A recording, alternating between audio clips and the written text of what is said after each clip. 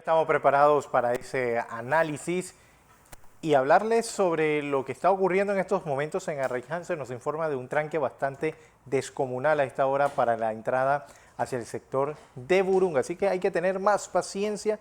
Recuerde que también ha llovido durante toda la madrugada, así que a manejar con mucha calma. No deje que estos tranques les roben la paciencia, aunque a veces es imposible. Y sobre todo, ingeniero, lo que le hemos dado seguimiento al tema de los 15 diputados de Cambio Democrático que han sido sometidos a ese proceso de revocatoria de mandato y hasta expulsión del partido. Sí. Quiero hablarle, primero antes de hablar de COVID y otros temas, quiero hablarle de esto que está pasando ahora en Arraiján, porque tiene que ver con la construcción de la línea 3 del metro. Y quizás una de las cosas más importantes cuando se hacen estos tipos de obras son las afectaciones que se hacen a las comunidades. Entonces, no basta nada más decirlo una vez, hay que hacer una campaña de comunicación, porque de esa área acá vienen miles de personas. Bien. Pero vamos a hablar de este tema importante que tiene que ver con la institucionalidad. Por eso le hablaba en detalle de lo que está ocurriendo en Colombia y mañana vamos a darle otro análisis de los problemas institucionales que Colombia, lo que vive Ecuador, lo que está pasando en Perú, en donde en forma ilegal se está tratando de investigar al presidente de la República en una especie de acoso, independientemente de las carencias estratégicas que tiene el señor presidente del Perú. Usted no puede utilizar la justicia como instrumento de lucha política. Y lo que usted está viendo ahora en Perú es una etapa nueva de acoso por la vía inconstitucional. Los presidentes tienen mecanismos para ser investigados. Independientemente si a usted le guste o no el señor presidente del Perú. Nosotros hemos hablado de los problemas que tiene él para dirigir esa nación. Pero fíjese, recuerde el caso. Se trata de un proceso que arrancó la semana pasada y que el viernes en la tarde terminó la audiencia ante el Tribunal de Honor y Disciplina del Partido Cambio Democrático. El tribunal tiene un periodo de 5 días hábiles, es decir, terminará el viernes, esperamos que el lunes podrían emitir su pronunciamiento. Pero ¿qué es lo que se está juzgando ahí? Recuérdelo siempre. El 1 de julio del 2021 hubo una votación para presidente de la Asamblea que recayó en la persona del diputado del PRD, Crispiano Adames, el doctor Crispiano Adames que ganó. Y estos diputados están acusados de haber votado con él cuando dicen ellos que había una línea del partido, que no existía, no hay ningún documento que diga que eso era así. Además, en las primeras votaciones de los 2 primeros años, pero el Cambio Democrático votó por el PRD. Señor Castillero. Pero el hecho ocurre el 1 de julio. Las acusaciones vienen en noviembre, recuerdo bien, y en septiembre, por allí, se establece la reglamentación del Tribunal de Honor y Disciplina, que allí se meten una serie de argumentaciones que se te intentan aplicar a un delito, entre comillas, que dicen ellos se cometió meses anteriores. Eso es violatorio del sistema judicial de este país y de cualquier país. Entonces, por allá por noviembre, recuerden, el presidente del partido Cambio Democrático y el fiscal, creo que fue el fiscal, sí, emiten criterios de acusación de expulsión a estos diputados sin haberlo escuchado. Y tampoco se ha escuchado la argumentación hasta este viernes, esta semana. Pero hay cosas que están ocurriendo, aparte de todas estas violaciones. Nosotros tenemos más información. Si usted tiene por allí, fíjese lo siguiente. Vamos a compartir con ustedes para que tengamos las pruebas. Nosotros miramos, por ejemplo, el presidente del Comité de Honor y Disciplina de ese partido. Si usted tiene por ahí la gráfica. Sí, por aquí viene. A ver si nos la ponen, por favor. Ahí está. Ahí está. Javier Rodríguez, ahí está, que es principal de ese partido. Ese es el presidente. Él es nombrado por el partido. Él tiene un nombramiento como asesor legal del partido. Pasamos a la otra gráfica que le envié para mostrar dónde está nombrado. Como asesor legal, ahí está. Ahí está. Y se le pagó, tenemos los comprobantes de pago de eso. Y uno se pregunta, él es el presidente actual de el Tribunal de Honor y Disciplina de ese colectivo. Y es abogado asesor del partido, pagado, ahí está. Entonces una se pregunta, ¿qué objetividad podrá tener él con respecto a juzgar a estas personas, a estos diputados de su partido, cuando él tiene esto? Ahí está la gráfica, ahí están los números. Sí, ahí están. Esto es apenas uno de los elementos más serios no, de los tantos elementos serios. Y se los voy a resumir. La Constitución de la República de Panamá, y hay fallos de la Corte con respecto a esto, establece con claridad que un diputado vote de una forma no constituye un elemento de violación para darle una pena tan severa. Además, los votos de Cambio Democrático no eran lo que determinaron la presidencia del señor Dames, que tenía votos suficientes. Ganaba sin los votos de ellos. Entonces, esa es una cosa importante. Dos, es importante también que usted sepa que los procedimientos que se han establecido ahora para juzgar a estos diputados fueron establecidos post. Y ahora sale el presidente de ese organismo del tribunal que está nombrado como abogado, asesor legal del partido. Entonces uno se tiene que preguntar, esto tiene todas las trazas que va a pasar al Tribunal Electoral. Y entonces aquí viene una cosa fundamental. Como abogados de este partido, y ahí hay dirigentes políticos que yo estimo y aprecio mucho en esa comisión de honor del partido.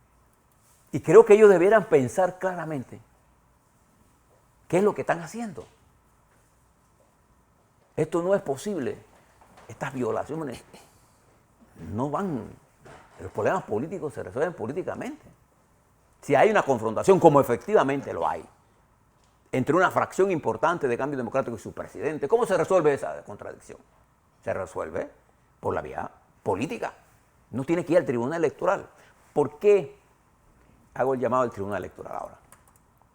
Porque pareciera que han establecido una línea para condenarlos de todas maneras, pues.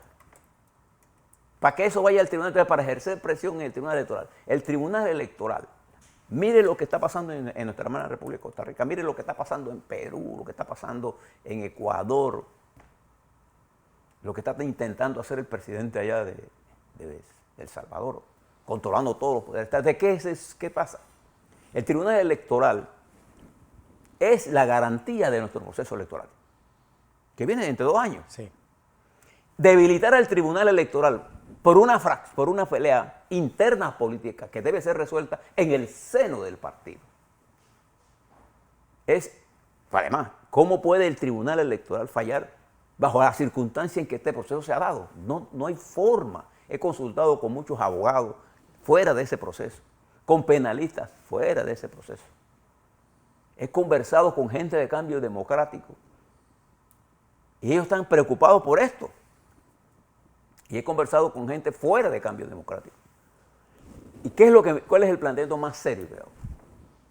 Ante un país como el nuestro, fragmentado, en proceso de ir de todos contra todos y con una violencia en desarrollo, porque lo estamos permitiendo, es peligroso la ruptura institucional.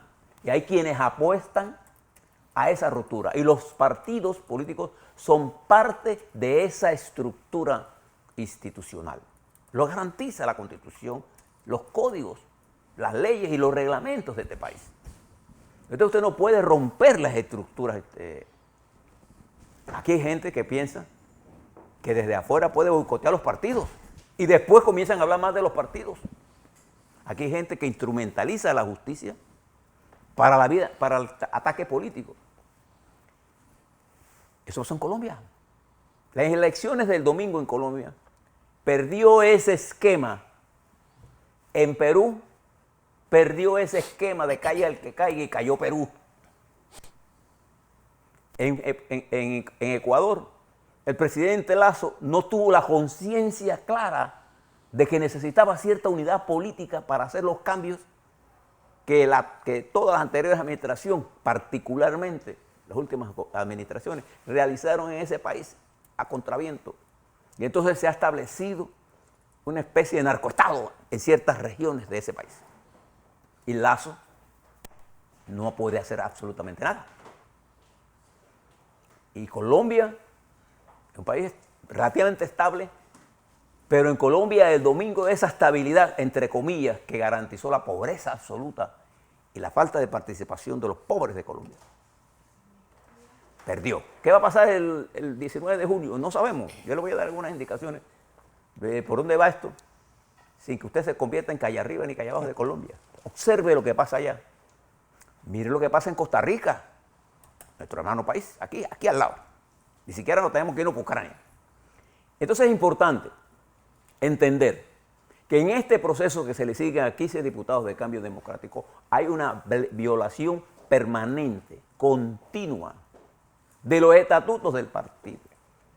Hay procesos montados con errores garrafales, citando artículos del Código Electoral que ni siquiera existen como tales, sino que tienen otro número. Errores de forma y de contenido. Pero hay una línea política. Entonces a mí no me preocupa ninguna discrepancia política de nada. De nada. Porque he vivido mucho sobre la vida política y uno la resuelve políticamente. No hay nada en la vida política que no se pueda resolver a través de una seria, clara negociación. Pero utilizar la política para destruir la justicia, para destruir la institucionalidad, es un golpe trapero a la democracia que está en crisis. Lo hizo Trump. Trump quería comprar votos y lo dio por teléfono. Esto es un fenómeno nuevo, esto es un fenómeno en desarrollo. Hay un ataque brutal al sistema democrático. Y Putin cree que él es la democracia, él. El autoritarismo encuentra camino fértil en la ruptura de las institucionalidades. Yo apelo a estos señores del Tribunal de Honor de Disciplina, que los conozco, que no caigan en esa trampa. Y apelo a Rómulo Ruz para que vea. Ese no es el camino. Y confío que el Tribunal Electoral, aunque estos quieran pasar por encima de la ley, juegue el papel que la ley le determina. Bien, hablemos un poco de COVID. COVID-19 sigue siendo un problema para nosotros. La positividad de ayer subió a 22,2%. 22,2%. Los casos activos, ahí están. Hubo 1.842 casos. Se realizaron 8.313. Esa relación entre 1.842 y 8.313, esa es la división, nos da 22,2%, un poco más alta. La positividad siempre por encima de 20. Los casos activos se mantienen en 27.280 a la baja. Los casos hospitalizados por encima de 200, 215. Y en UCI se mantiene relativamente estable. Los muertos subieron dramáticamente a 5. Y el mes va a terminar, con esto van 64 muertos, con casi prácticamente 4 veces más que los muertos que tuvimos en el mes anterior, en abril. Sí. Nos está indicando que, si bien es cierto, esta es una enfermedad que tiene mayor ahora, en mayo, mayor nivel de infectación, no tiene la tendencia a ser tan letal, pero sí tiene la tendencia a enfermarnos y a tener presión sobre el sistema hospitalario. Bien. ¿Qué tenemos que hacer? Vacunarnos, cuidarnos y prestar atención a las medidas. Hay otro tema importante que tiene que ver con la institucionalidad. Es la lucha política. Yo entiendo perfectamente bien, porque esa es parte de nuestro trabajo aquí todos los días, analizar los niveles de inconformidad que ha dejado el sistema. Y particularmente este periodo, que está lleno de tantas incertidumbres, porque no hay nada peor en la vida que la incertidumbre, el no saber. Y eso genera riesgo. Por eso le hablé del Banco Nacional. ¿Qué estaba evaluando Fitch con el Banco Nacional? El nivel de riesgo. Eso es lo que uno mide en la vida. Entonces, el nivel de riesgo del ciudadano se incrementa. Porque la pandemia sacó mucha gente del mercado laboral. Sí. Nos encerró y nos trajo trastornos mentales, porque no estábamos preparados para eso. Cayó la economía vertiginosamente, se levantó vertiginosamente también, pero las secuelas de eso están aquí. Y ha generado una sociedad impulsada por redes sociales irresponsables y por medios de comunicación que están más interesados en jugar un rol político que informar de verdad. Y que usted ve todos los días campañas permanentes. Cuando usted ve una noticia seguida, forma seguida, sin datos nuevos, eso es un panfleto, eso no es información. La noticia tiene que tener las dos partes, punto. Entonces, nosotros estamos atrapados en una especie de negatividad absoluta y de rabia incontenida. Y entonces hemos diseñado ahora, viendo los ejemplos de otros, si yo veo a un diputado desafiando a la policía en plena calle, sin tener la razón, yo me pregunto, ¿y por qué yo, mortal, no lo puedo hacer? Por eso que cuando usted es dirigente, usted es ejemplo. Y no predique la moral en calzoncillo. Vístase. Entonces, nosotros hemos visto, fíjese lo que pasó en Colón, es una especie de intentar replicar lo que pasó en Chile. Vamos a quemar, vamos a destruir. ¿Qué destruyen? ¿Qué queman? Propiedad pública. Lo que usted vio ayer en el Parque Catedral, esa destrucción de las bancas, ¿quién se sienta en esa banca? Ahí se sientan los diputados, ahí se sienta el presidente de la República. No, ahí se sientan los ciudadanos que vamos a pasear al parque, nos sentamos hoy a conversar, los viejos, a conversar. Un parque histórico. Bueno, a palazo a destruir eso. ¿A quién le estaban destruyendo? Eso que vio usted en Colón, ese asalto al ferrocarril, era nosotros mismos asaltando la principal fuente de riqueza y empujando a la delincuencia a hacer eso, porque ese es un acto de delincuencia. Eso no es un acto de protesta. ¿Usted vio se acuerda de los vandalismos en Chile? ¿Se recuerda? Haga un mix y ponga eso.